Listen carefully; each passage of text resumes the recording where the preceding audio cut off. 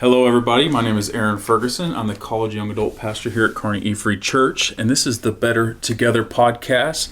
I'm hanging out with some friends, and we're going to talk a little bit about how our lives have been better together through community, and I'd love to introduce them to you. Hi everybody, I'm Season and I am a senior at UNK and I am one of the leaders at C20 and I help lead one of our life groups for this semester. Hi guys, I'm Michaela. I'm a sophomore here at UNK and I'm also a leader at C20 and I've had the privilege of leading another life group as well this semester.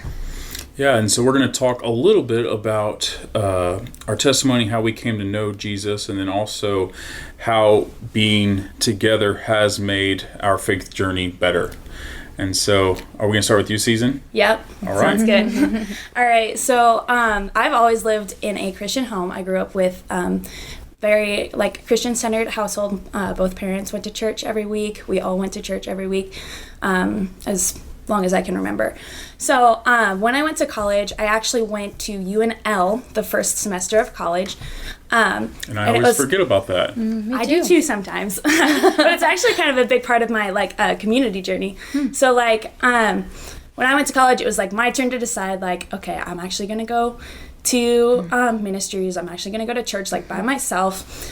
And so that's kind of what I did. I went to Navigators, CSF, Crew. I went to all of them, but I was so overwhelmed by the amount of people that I was meeting. Wow. It was insane. I'm already kind of a little bit of an anxious person and a little bit of an introvert. So being bombarded by so many people, so many ministries was super intimidating to me. And I actually ended up transferring out of UNL kind of because of that, because it was such a culture shock for me, meeting so many people, but not actually getting connected into a smaller group of people. So I came to UNK.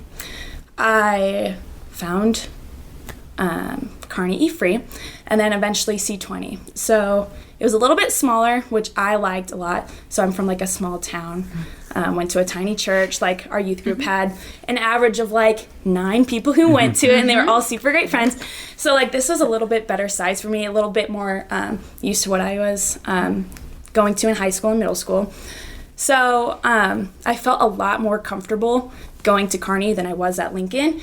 Even though I was trying to get connected at Lincoln, I was not reaching out to go into smaller groups of Bible studies and smaller groups of grow groups like we have at E-Free. They were there, but I just didn't know how to do it. I didn't know how to navigate all of those things that were offered to me. So I think at C20, it was my sophomore year, and they were called door holders. They were let's be a door holder, and you can pass out cookies and coffee when you come to C20. So I signed up to become a door holder, and then ended up helping out with the slides for music. I didn't actually interact with people at the door, but I was still interacting with people behind the scenes, which was a little bit more my forte. So that was a way that I was able to connect with the leaders in a smaller group, and then also do something that I actually really ended up loving. So that was super cool to actually get in with the leaders that way, in a way that I was comfortable, and it was a smaller group, and ended up doing something that I really like. Yeah, what was it, because, we moved here your sophomore year, I believe. Yeah. What was it that helped you decide, it's time for me to maybe make that decision? Because you were overwhelmed. You went to a lot of different stuff in Lincoln, but you're it's time for me to make that decision. And are you glad that you went ahead and said, okay, it's time for me to commit and be better together?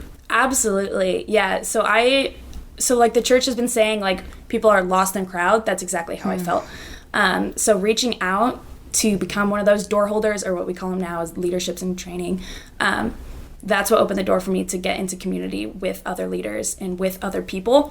So that was kind of a reason, is that it was promoted, it was announced every week. They're become a door holder. It's a great way to get introduced to new people. And then there were also Bible studies. I went to a girls' Bible study sophomore year then too because of that. I was good friends with some of the other door holders there. And so that was a big reason why, is because I actually felt literally lost in the crowd until those opportunities were presented to me. Yeah. And a little fast fact, don't you have a twin sister? I do, yes. Just wanted to share that with you guys.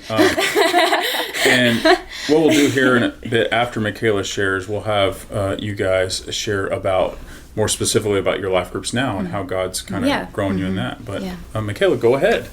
All right. Well, I was also raised in a Christian home all of my life. I also was from a small town, so I went to a small town church. So there was not very many people my age there, let alone firm believers in my whole hometown. So I didn't really have community that way from my hometown. But I was saved when I was in kindergarten, and I remember getting down on my knees and praying to God and asking for forgiveness. And then I definitely felt like I kind of just knew what I was supposed to say, talk the talk. I knew the stories. I knew how God wanted me to act. And I never felt like I had a personal relationship with him until coming to college. I went through a lot in high school, a lot of hurt and a lot of pain. And through that, brought me so much more closer to God. But I had no idea how to find community and continue to grow that faith after getting out of my comfort zone with the community that I had in my hometown. So I was recommended E-Free from one of my prayer partner who helped me out of my dark time. And she ended up finding out somehow that there was C20, and they said, I recommend that. Like, I would go there. That's what I would recommend for you guys. So I went to the E-Free church service.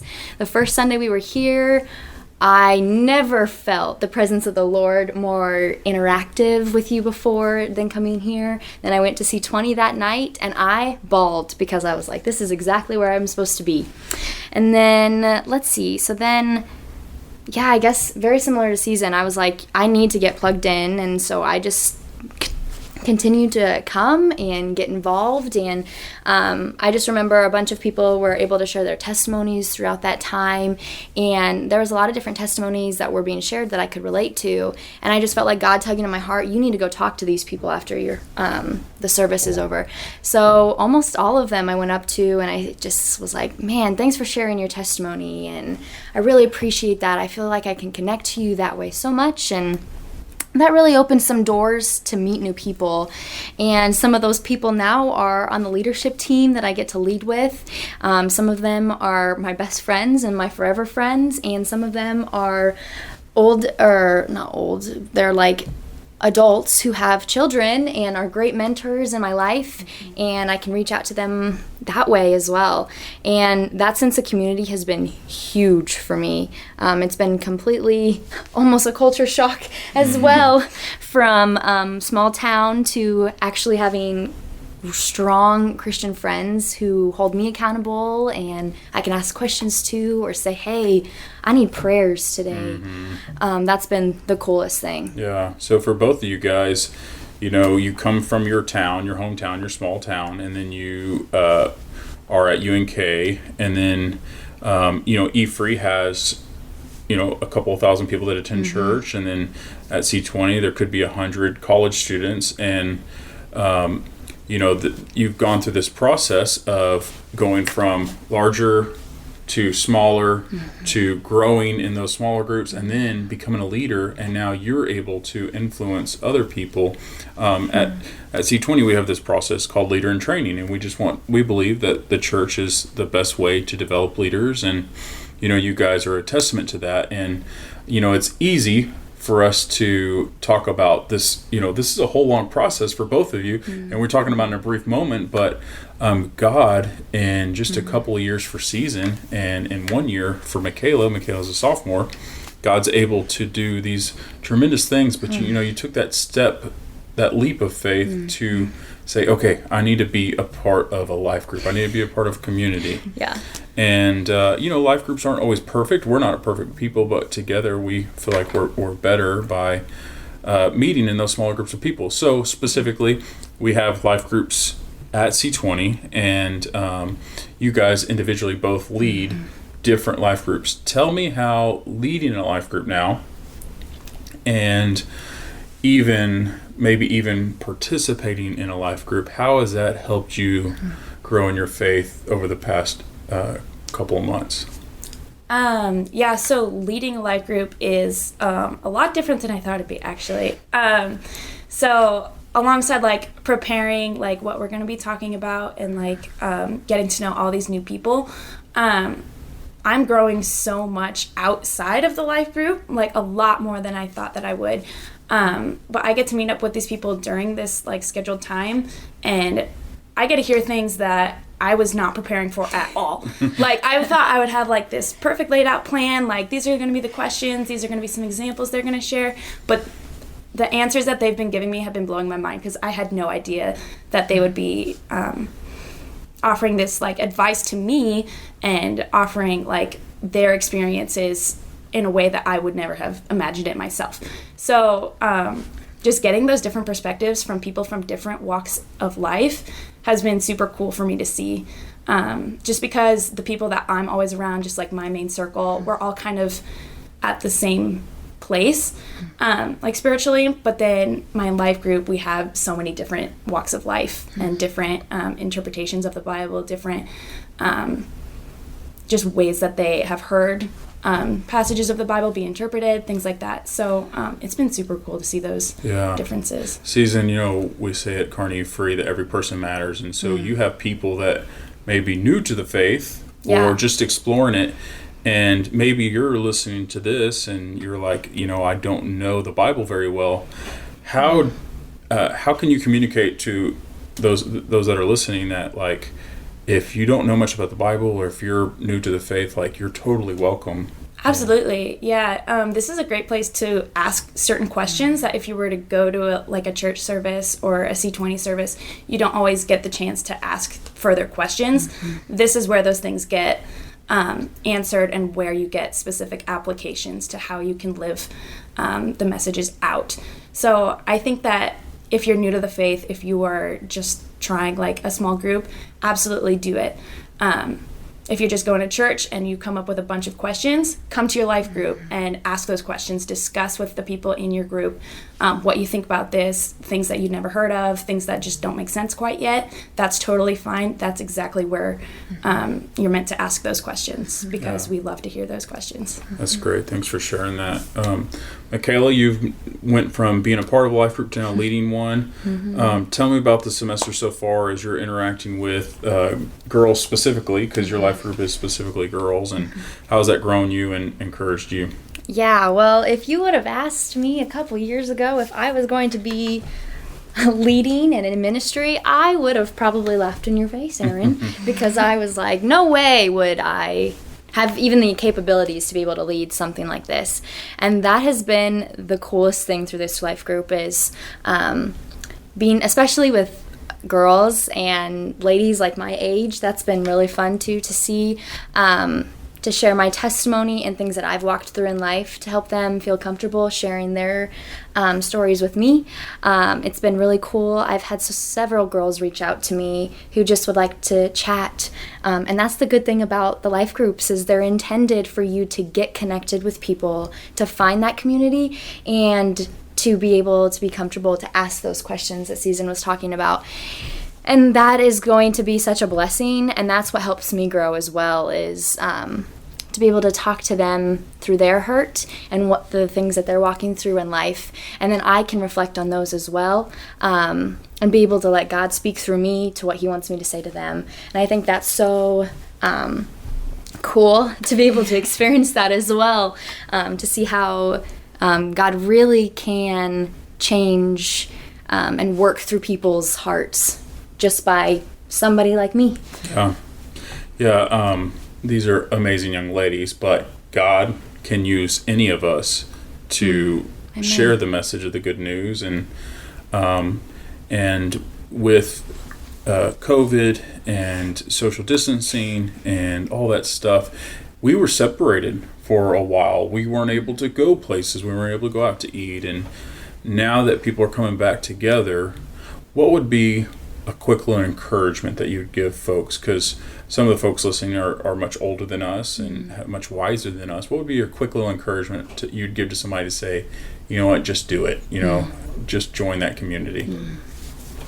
Just having that small group of people just to always rely on, to always just do something with, whether you're just going out to get coffee, because like I love coffee. But yeah, just going out and having intentional conversations. They don't have to be an hour-long scheduled Bible study. Like these are the people that you're going to be growing with. These are our life groups. These are people we're walking through life with, whether it's through the Bible, what we're intended to do, or if it's through a certain struggle we're having with at work or at school, things like that. So those are the kind of things those are the kind of people that we're meeting, that we're relying on for every part of life. So yeah, and I would like to end it with this.